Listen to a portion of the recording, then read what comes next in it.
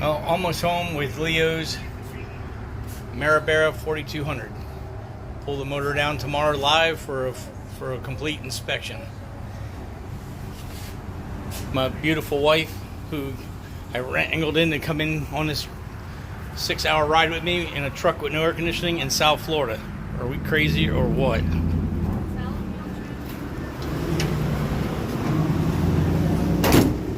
Well, we're almost done.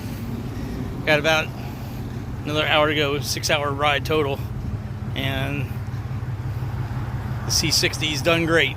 Pretty decent on fuel mileage too. So anyway, tomorrow, 10 o'clock, live YouTube, we're gonna do the race engine teardown.